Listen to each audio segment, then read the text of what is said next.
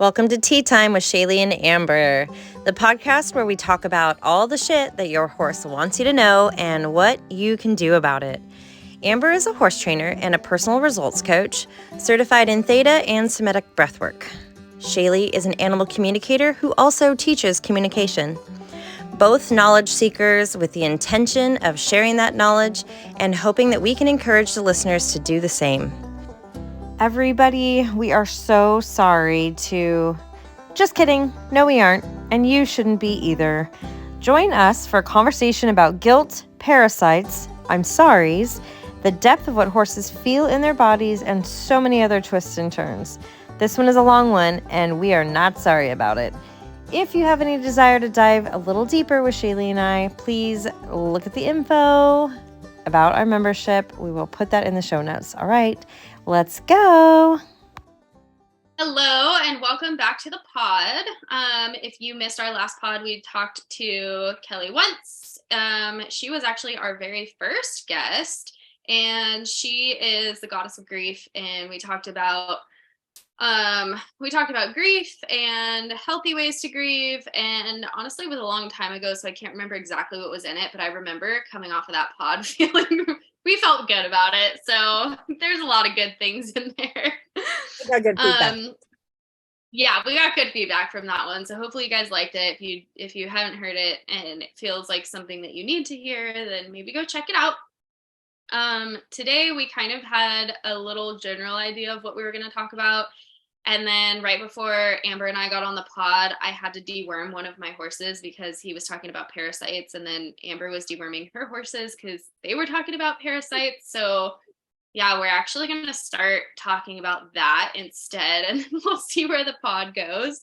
But yeah, so I was deworming one of my horses, and it's always this big elaborate process because he had EPM, and the people who had him before me were pretty invasive with his treatment, and he got syringed twice a day. And so now he's to the point where like you can't touch his mouth at all. And I've been working pretty diligently with like positive reinforcement and just a lot of like consent and choice in the process, and trying to make like sticking my fingers in his mouth a positive experience. And he's become super, I shouldn't say super, but he's become more trusting in me with that.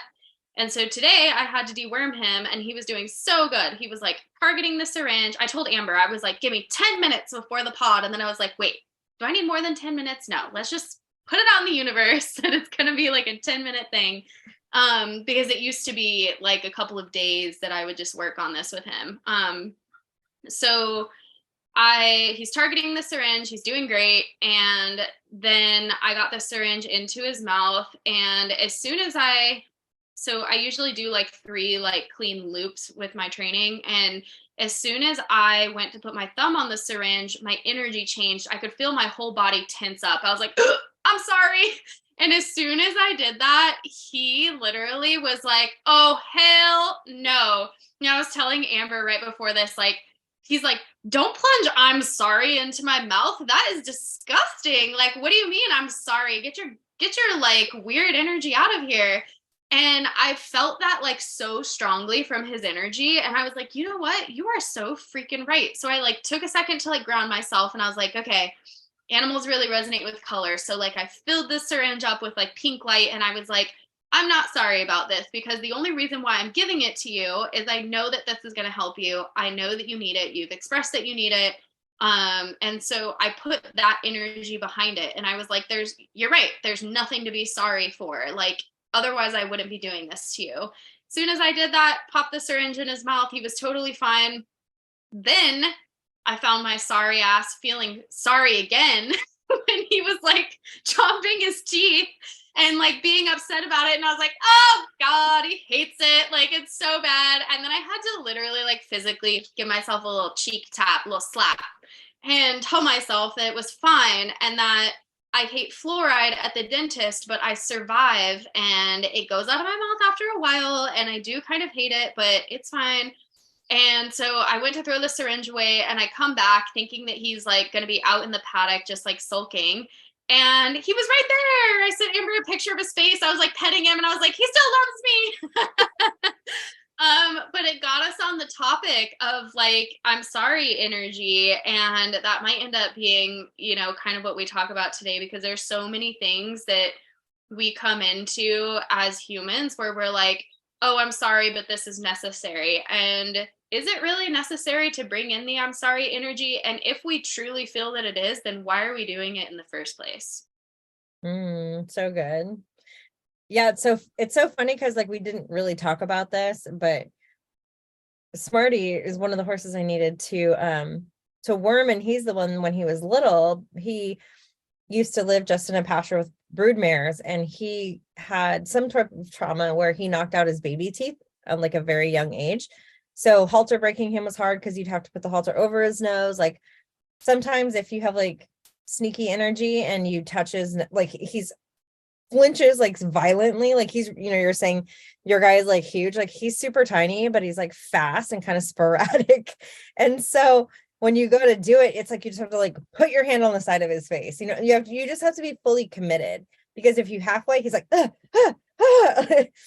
and we did the trailer this morning and did the color, and so I literally when you texted me that earlier, I was like, I did pink sparkles, and I consciously shifted it because I realized, I was like, oh man, like I know I'm gonna do this thing, I'm gonna do it again tomorrow, and like I was like, but wait, what I'm doing is something that's going to help you. I wasn't sensing the parasites. I feel like I saw the parasites when we were at the farrier, and I was horrified.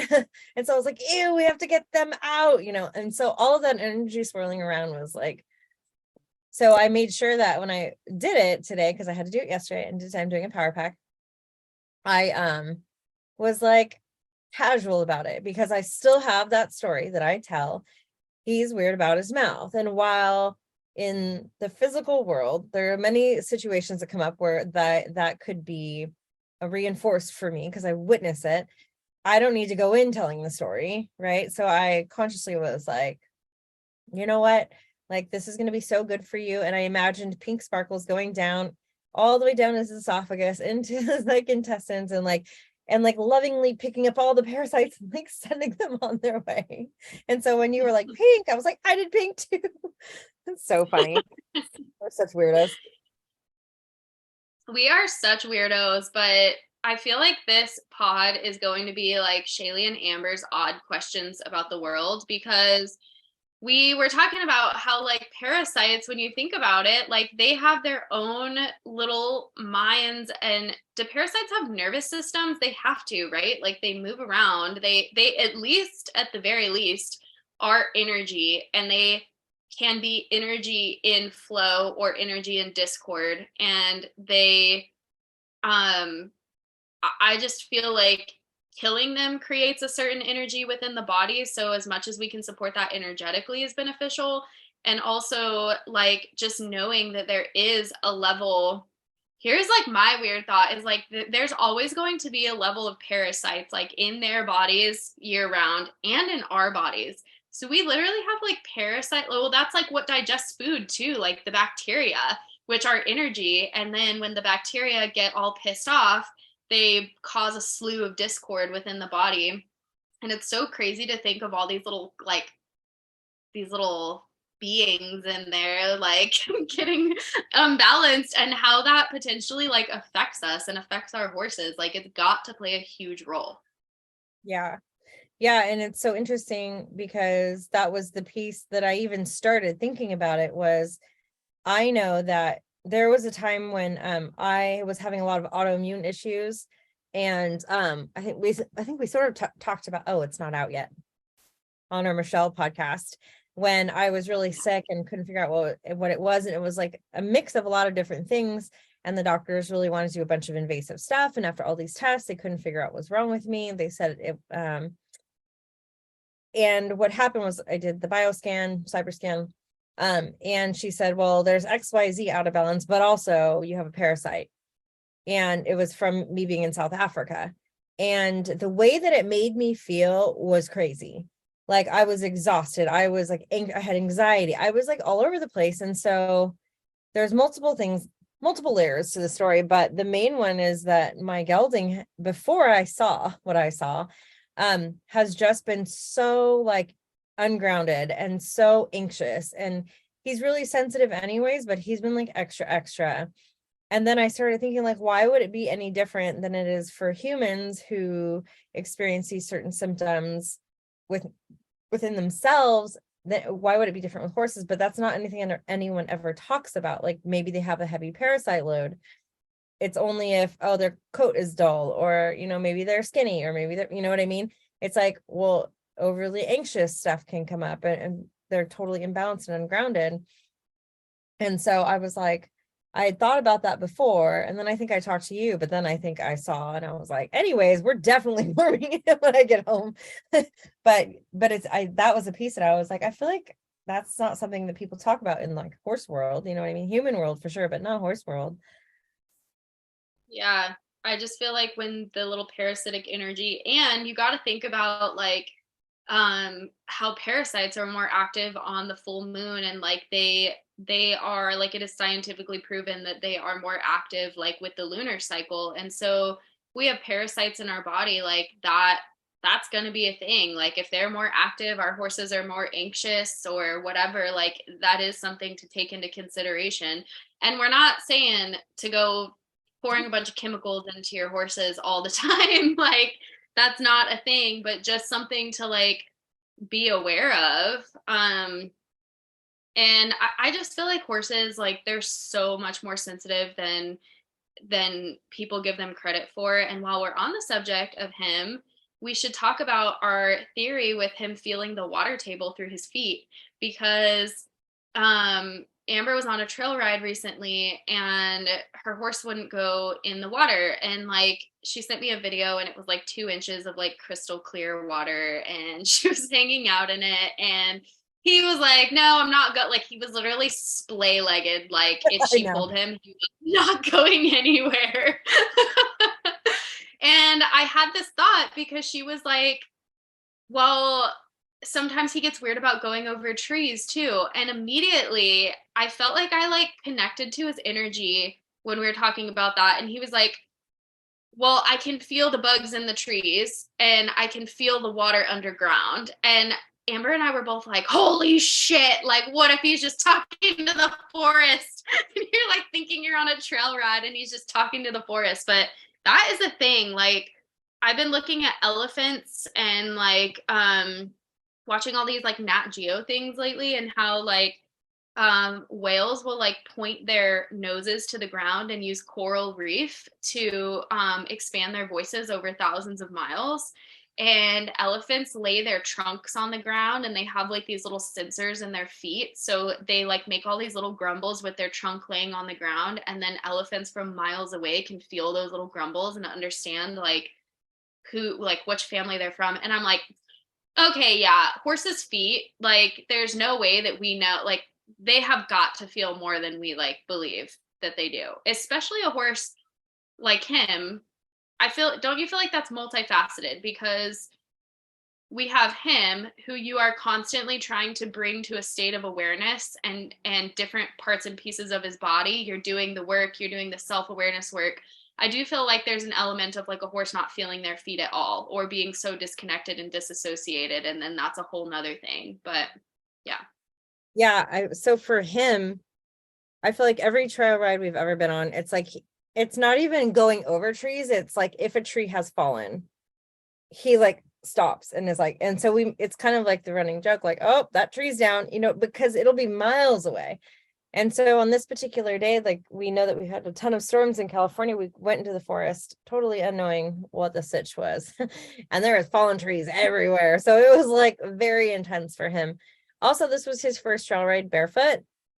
He's always had stuff on his feet. So I don't know if like everything was just really overwhelming for him. We survived that day, but I don't know if we've recovered. We're gonna have to go on a very mild trail ride together to get through it. But yeah, it was wild to feel the difference in him. But when you were talking, I just had this like come up, because that whole day, what I was contemplating was, and I just talked about this on another podcast, where I was like, do I even know how to train horses in a conscious way? because I look at him and like I was saying, he doesn't love the trailer, but he will always get in. I could have made him go over that water that day within 2 minutes. We chose to like drink a beer and sit there because I was like, he's never had the experience of being able to just like sit with the water. This is like his second trail ride seeing water in all of his years because it's so dry here normally. I was like, can we just do this slow and maybe, and he did end up crossing it pretty calmly. But now that we're talking about like parasites, and then we were talking about, different belief systems that go with different, whatever, like he's sort of, which started to make me feel guilty after I was really contemplating all this stuff, is like, how much have I asked him to do stuff for me and taken advantage of the fact that he will just do it, even though he is like not down with it. You know what I mean? Like, and then the heavy parasite, I always feel like we only pick up stuff like that if we're susceptible already to it, right? So like you were saying, a couple of your horses, you hardly ever have to worm, and then him you do.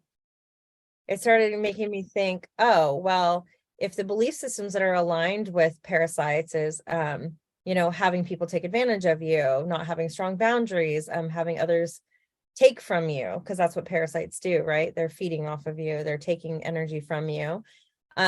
Maybe that's why he's a little bit more susceptible to parasites, because he is kind of a people pleaser. You know what I mean? That like My little horse too. Yeah. Interesting. Yeah. So crazy, actually. And I totally feel you on that, because I think I talked to you a little bit about this, but I have a friend who trains Mustangs, and she has 6 of them, and she's like one of my best friends. She had like a pretty tough childhood, like growing up with just like not a lot of compassion from her parents or her dad, and so she does not like any control or discipline in her house. Like, so her dogs, lovely that they are fucking wild, and they like get on her counters and or her kitchen table, and like they literally just do whatever, and she's like, they have no rules and I love them so much. And her horses, though, she trains everything with positive reinforcement, and I mean everything. Like she has a horse that she's had for probably 3 years now. He's a little youngster, and he got his tag stuck when she first got him and ripped the tag off. And I don't know if you've ever seen those Mustang tags, but they're like thick. Like for him to get it off, it like damaged his pole. And I have him in my class. Actually, he tells everybody that he's got like damage to his pole, which is unfortunate. But so he will not allow her to halter him. And it's so crazy because she has all, like, she does his feet at liberty, all this stuff, but she has like never haltered him. Like she's just like, okay, it's not what he wants to do. Like, so her horses have full autonomy. And sorry, this is long-winded to get to my point, but I rode her mare the other day, and I was almost like, I was so happy but so sad at the same time, because every answer that this horse gave me, like off of my leg, was coming from a place of like pure like joy, and knowing that like if she said no, that like it would just be a no and we would do something else. Like she totally knew that she had full choice even in the tack. And she answered with such like clarity, and she was just like, yep, I'm proud, like this is what I do. Like she taught her like the Spanish walk under saddle, and so she was like showing me all her tricks, and I was like, wow, like this is so cool, she's so. And then it made me think of my horse, who's an ex-race horse, and how I feel that he will just do anything for me, but it's because he's so compliant. I'm like, man, this is so sad, because like I do love him and I try to give him as much choice as possible, but he's also has grown with me over the years, and I am not someone who has trained purely positive. Like I just haven't trained like that, and he definitely wasn't trained like that in the past. And the energy shift almost made me a little bit sad, how I was like, oh man, like now I have this whole different perspective of a horse coming from like pure joy versus doing it because like he just is willing. Mm-hmm. Yeah. And so there is that like sense of, oh man, I'm sorry.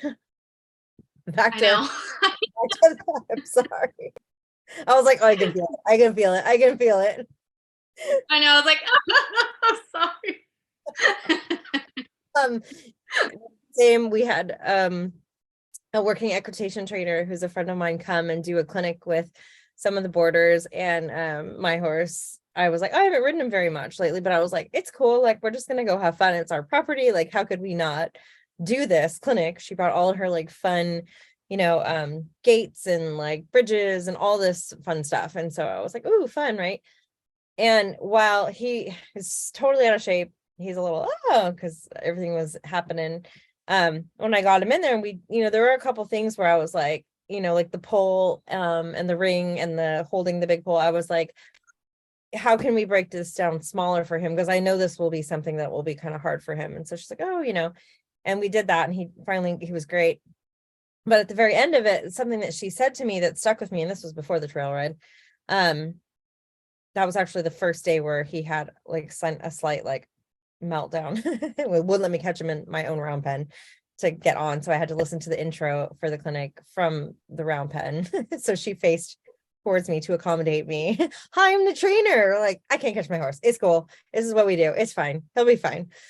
And she said to me as we were leaving, or as she was leaving, she was like, he's really cool because you can tell he really trusts you. And I was like, yeah. And then I was like, that is cool. And I was like, so I think there is a level of like, so we don't fall into the I'm sorry, I could have, because same thing, like I was not on this path when I started him. And while I could say like I'm pretty mindful, the horse got pushed really hard. He got pushed hard somewhere else, and he got pushed hard with me when we were training to go show. And so I know there's this part of him that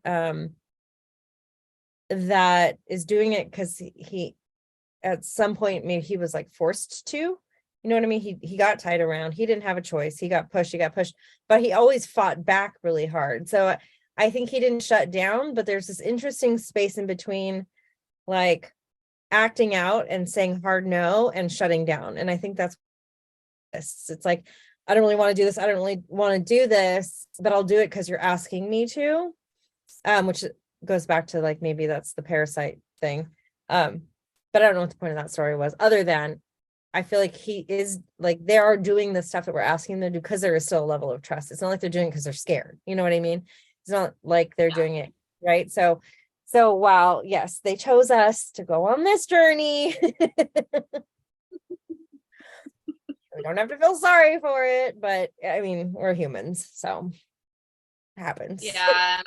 I kind of have changed that energy to just like gratitude, like, man, thanks for like being there for me and not bucking me off and not like doing all the things that you could have done. Like, you've had infinite patience, and like, there's stuff going on in their bodies that like we're just never even going to know about, no matter how intuitive we are. And it is pretty amazing, like what they'll do for us. And yeah, I mean, I feel like there's plenty of times where we have like a super fun time, and like you can tell that they're enjoying. It was just so crazy to ride her horse, and I'm like, oh my god, this horse is so different, because she just really has like and I will say, like, before I met her a couple of years ago, I didn't really do positive reinforcement. I didn't know that much about it. I was like pretty hardcore, like I had some pretty like old school mentalities, just because it's like what I knew. So it's like super interesting to like get that comparison. But I'm trying to think of where I want to go, because I have so many thoughts right now in only one mouth. So okay, wait, we need to go back to Smarty. We need to go back to the trail ride really quick, because we should totally talk about the summit that we watched. So we watched oh my gosh, do you remember what it was called? Um, Okay, I just found it. Okay. Conversations with Nature World Summit. And it was put on by P. Horsley. She's a communicator, and it was like 25 speakers. It was free. I think you guys can still access it now for a certain amount of money, and you can hear all the speakers for 6 months, and there's like a bunch of other things in there. But it was such a cool summit. There was like a doctor that talked about grounding, which was super cool, how the earth grounds you. I won't talk about the guy that let the bug live in him, because Amber got real grossed out. I mean, we talk But about it if you feel like it's valuable. It's really disgusting. it was super gross. Yeah. all I'll say is a guy let a bug live in him until it hatched so that he could watch its life cycle. And it was very interesting. Um, and okay, but there were all these like different people on there, and I got such a different perspective for plants because I've always had a belief system that like if you talk to your food that it will nurture your body. And like with my horses, like my hay guy right now is like so dedicated to his fields and he pours so much love into them, and I just feel like my horses are so healthy because of it. Like I just know where their hay comes from. And I was listening to this lady and she was talking about her connection with plants, and she had this analogy of like dandelion, and I can't remember the whole thing, but she basically asked the collective dandelions to send a message about, I think it was her health, to someone. And this person ended up reaching out to her and was like, "Hey, have you ever, oh no, it was about an online thing." So she had never done an online class before. She put it out into the universe through dandelions, and then someone contacted her and asked her if she would be interested in an online class.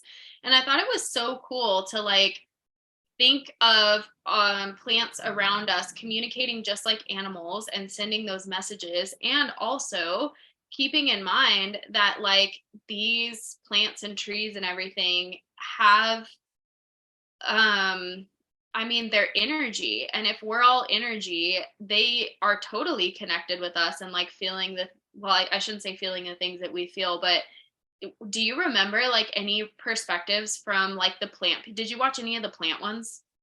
I did not watch any of the plant ones because I can't remember what was happening, but I was busy. So it was too late when I logged on.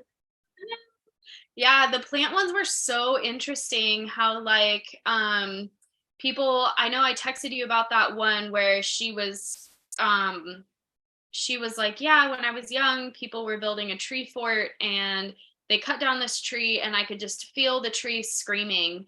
And that was so interesting to me because part of me wonders like how much of that is coming from our human mind and our human perspective, because don't you think that if the tree did not want to be cut down, or let's say didn't come here for that purpose, or didn't want to die, so to speak, but parasites get in trees all the time. So would people that feel the trees screaming, would they like, can they not walk in a forest? Like, I don't understand. Maybe that's why Smarty was like, I know. That's what I'm like thinking. I'm like, so does he hear like the parasites in the trees and the bugs in the trees, and the trees are like, "No, don't eat me."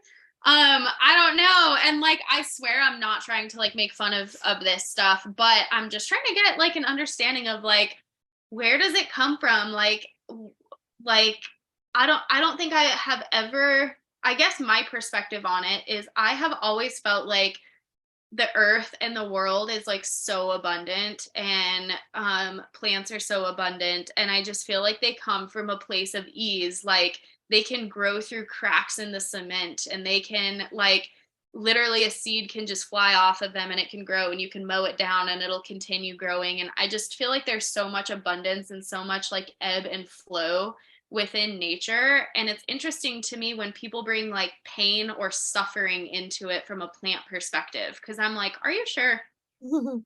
yeah, well, I feel like it's the same thing that even with like the animals, right? Like that idea of, I posted something this morning and then I even read it and I went, now the horse is suffering, and it was like a thing. And then I was like, wait, no, my perception of it is suffering. Like being really careful about is any, suffering is like an interesting thing. Like that I struggle with suffering because I don't know if I know how to experience it, because suffering to me feels like there's no end, right? There's no solution. There's no way out. You know what I mean? You're just suffering, when I don't ever really feel like that. So that word doesn't really like sit with me, but people can make stories about, their perception of the horses. And for the most part, from what I have learned from you, is that horses are pretty in the moment. And reading that book, and getting like that confirmation of like they've chose their path, right? Like it's either there's a karmic reason it's happening and there's pieces of that being fulfilled, or there's a reason. So I'm doing the same thing with plants, you know what I mean, is like, oh my God, the forests are being cut down. And while that, I mean, sucks so many different reasons, I feel like there's always a rebalance and you're not giving the earth enough credit. You know what I mean? And while man is definitely fucking with a lot of things on the planet, I still feel like you can't beat out nature and the way that it will evolve and the way that it will rebalance. You know what I mean? So I don't know. Screaming trees, suffering trees. I'm not sure. I'm not sure how down I am with that. I know. I just kind of like look out at the trees that are like super green and beautiful, like out my window right now. And I'm like, you guys ain't suffering. Some of you might be like half dead, but you look happy and you're growing little leaves. And I don't know. I just feel like nature like finds the path of least resistance, and suffering I feel like comes from comparison. And your little money tree, Destiny, hey girl. Okay, but look, um so like this thing I got from Home Depot, and I said I wanted a money tree, and they had giant ones, and I was like, the giant one won't fit on my thing. Like, there's branches and stuff that were cut, but there's like these little like things growing. It's not suffering. This plant's not suffering. She's chilling. She had broken branches, but she just grew little sprouts out of them. So I don't know about that. I don't know. I'm not sure I'm down with that.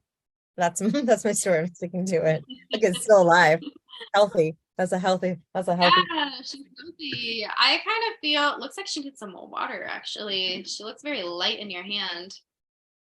It's because I put Um, ice cubes in it because I'm scared to overwater her. oh. All right. I just lost my train of thought. So maybe it wasn't that important. Oh, yeah, it wasn't important, but it came back to me, so I'm gonna say it. Um, I got caught in a little bit of drama from that summit, like I told you, because someone commented on there that they were upset that the lady wanted money for the summit, and the rest of us were like, it took her like months to put this together, and like, not usually this information is not free. And they were like, I mean, she had very credible, it's not like it was just a bunch of like randos, like she chose some very credible, very cool speakers. um and someone commented like, I understand that you're mad about not having money, but that's your belief system around money. And like, if you could soften that, she said something to the extent of like, if you could soften that and understand that the world is abundant and you're attracting to yourself like what you have, you could potentially find more like finance, like you could find more abundance in your life. And of course that aligns with me, so I was like, yes. And then someone commented on it and was like, this is a very like demeaning message. This comes from a place of privilege. Only someone with a comment like this would feel very privileged, and you're basically like talking down to people that are born into less fortunate situations. And I was trying to keep, no, I was gonna say I was trying to keep my mouth shut, but I was not. I got on that right away. I was like, hold up. That's a lie. Because, yeah, because I have this thing with comparison. And I was like, okay, this is your perception, right? I was like, your perception of this person being born into lesser is because you are comparing it to what some people have and what other people have. If you had no comparison, would you really be making this comment? And I feel like that's like, that goes with like everything. And I feel like a lot of lack and a lot of like the I'm sorry and stuff does come through like comparison, comparing like experiences or whatever.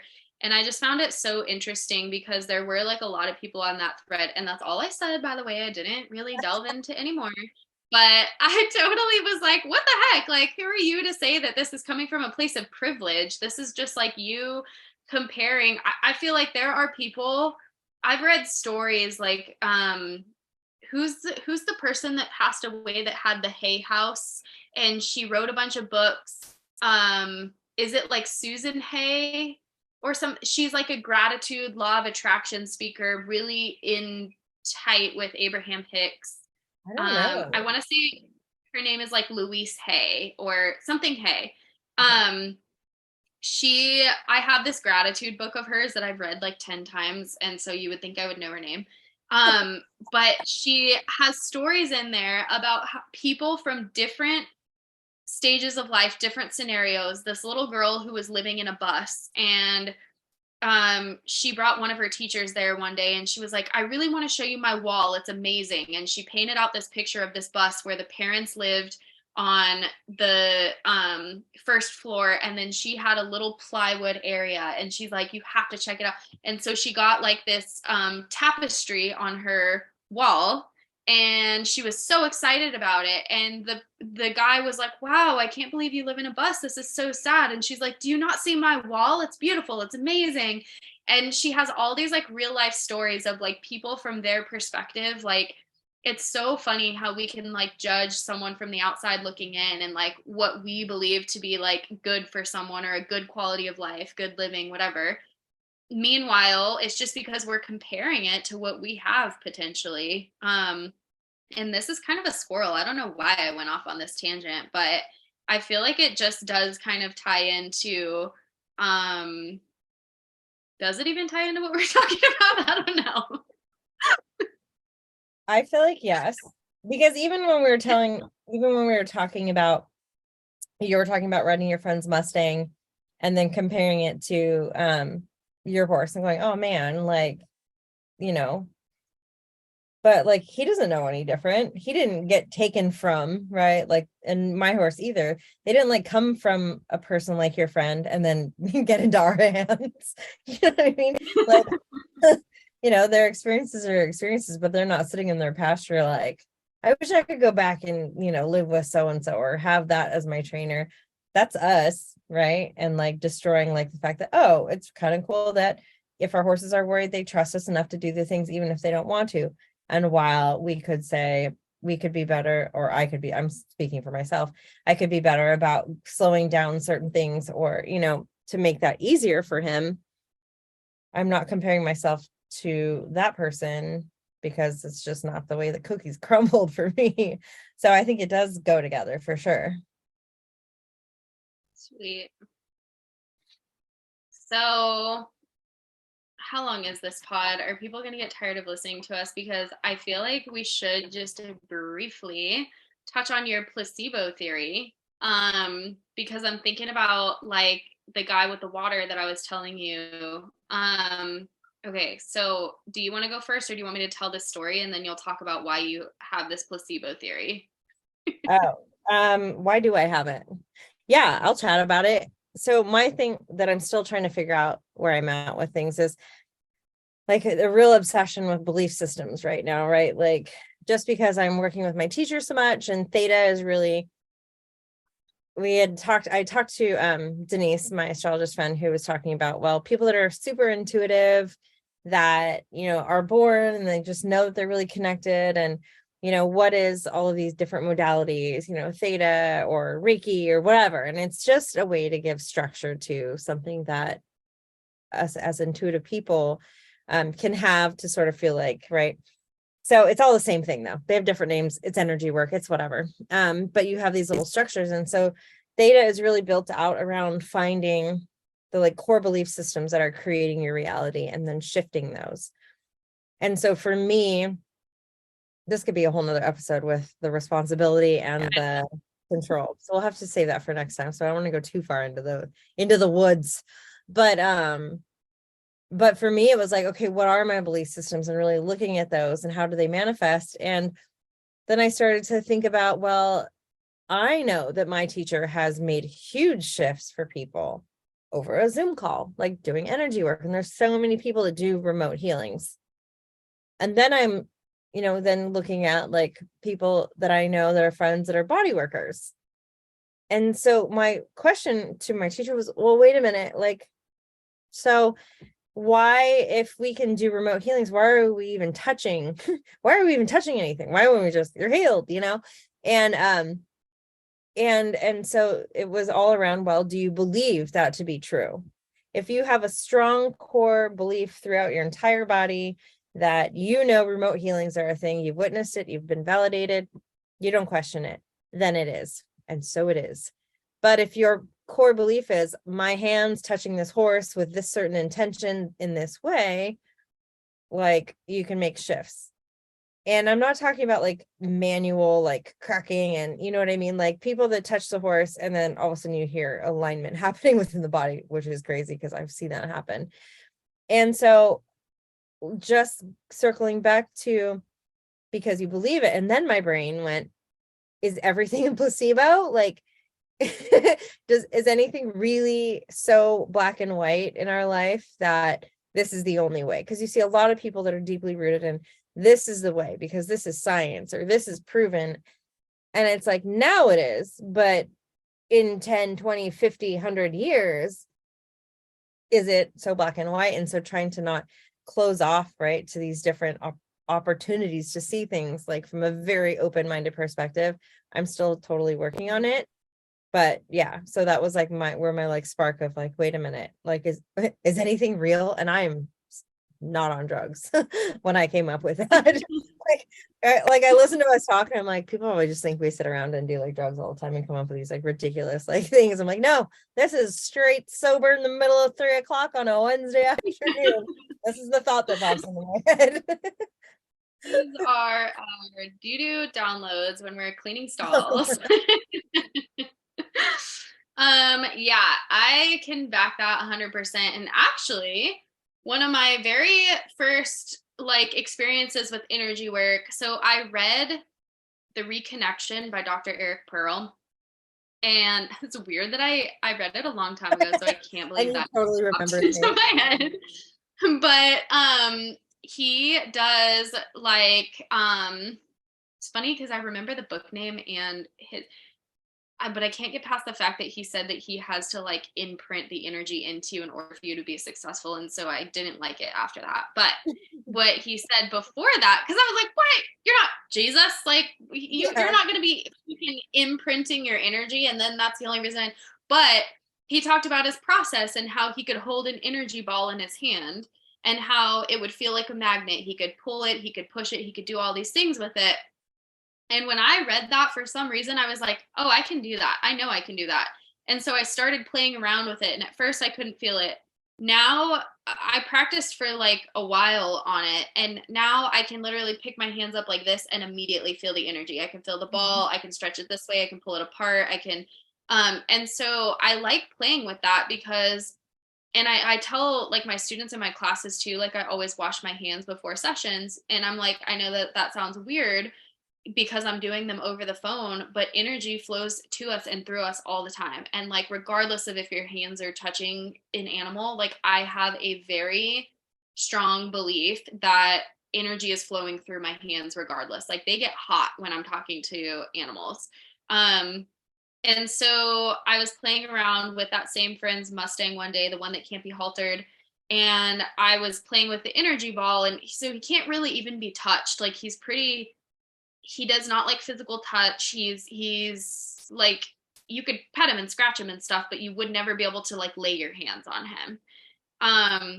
And so, and I think it's just so cool that he, not all of it is pain. Some of it is just his preference. And I think it's really cool that he's one of those like no horses.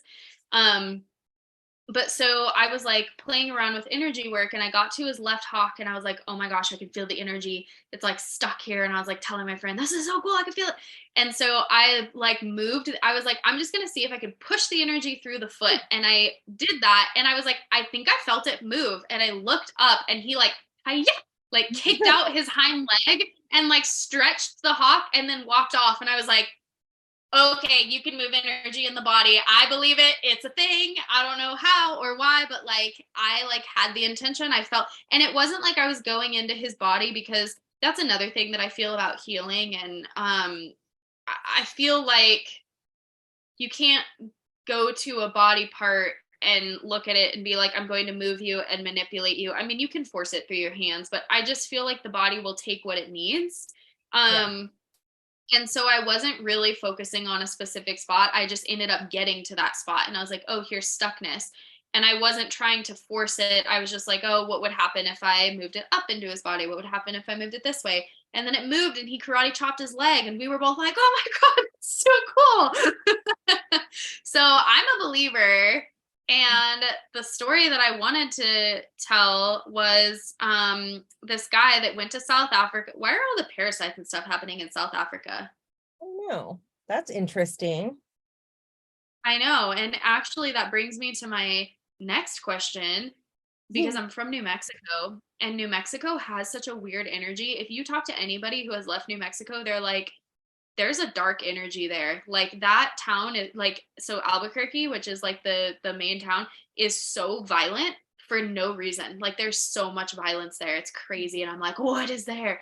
But we should definitely talk about that next pod too when we do the whole responsibility thing. But so there was this guy, he was in Africa, and he got poisoned by the water, or so he thought, and he was basically on his deathbed, and it was like 2 days to a hospital.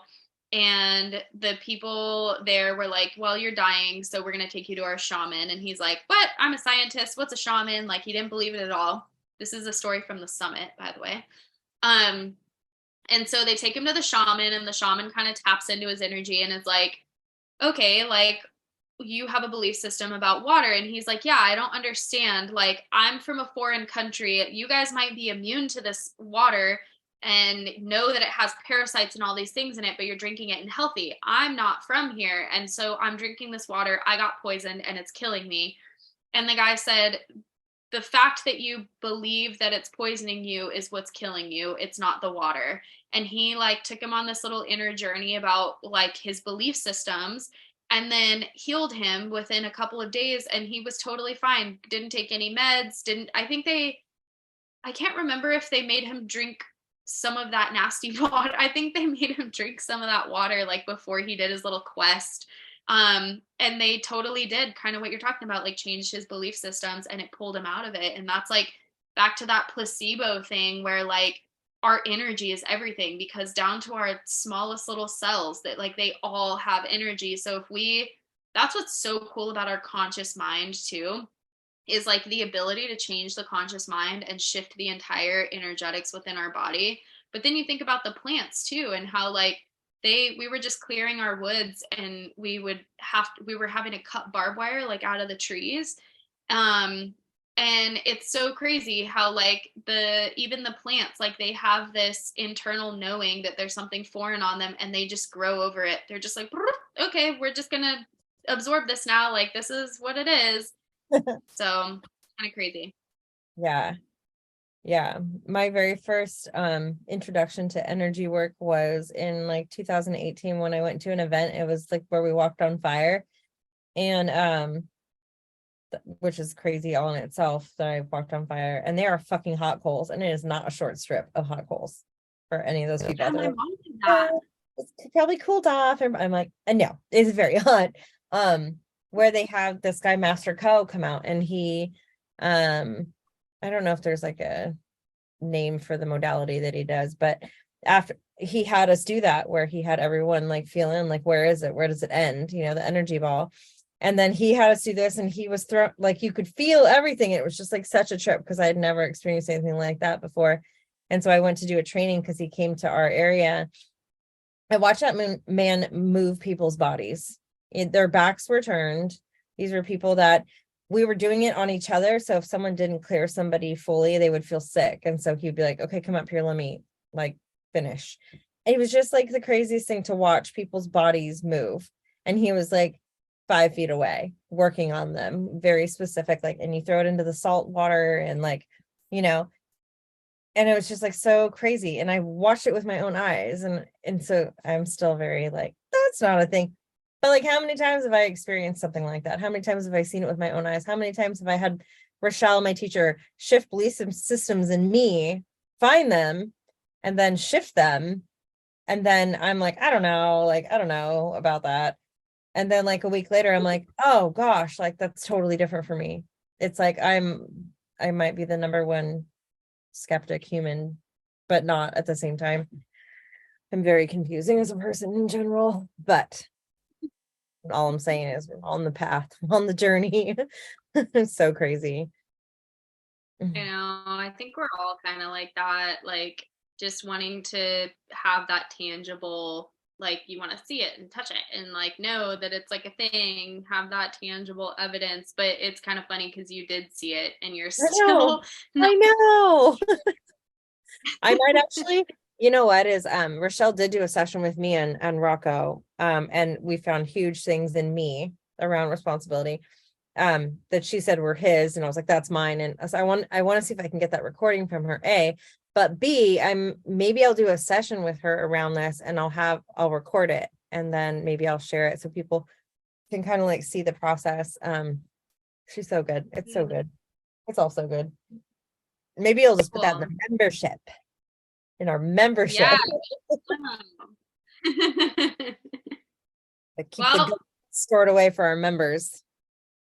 yeah, for sure. Cool. Well, I feel good about that. How about you? yeah, I have no idea how long we went for. We just blammered on and on. That So thank you guys for watching.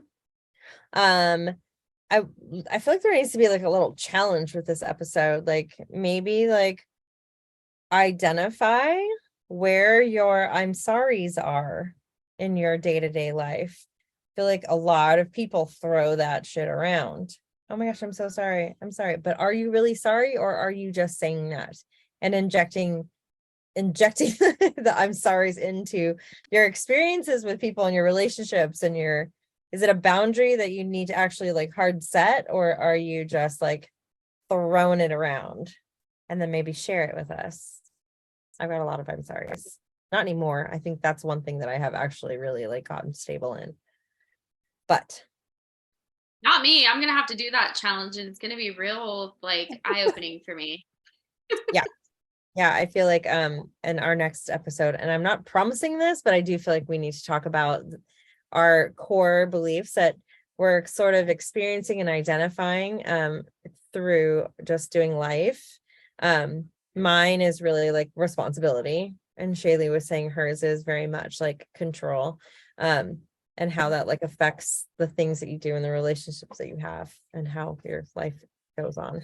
So if you guys are wanting to go dive deeper with us, we are going to be announcing a workshop in the next couple weeks, and also the only way you can do those workshops live is in the membership, so you need to get in there. Also, this Saturday is will this come out before then? What time is our it'll come out it'll be real fast if you watch this episode at the ass crack of dawn on Saturday. You still have a chance to get into our live tea party that is happening. Maybe I'll just cut this out and make it an edit, and we'll throw it out there for people to watch it. So yeah, so get in there. We'll put the link in the show notes, and also we'll put the link for the summit in case you guys are interested in watching any of the things that we shared. You guys can check it out yourselves. We might try to snag a couple people from that summit for the pod. So yeah, I guess that's it. I guess we're ending now. Yeah.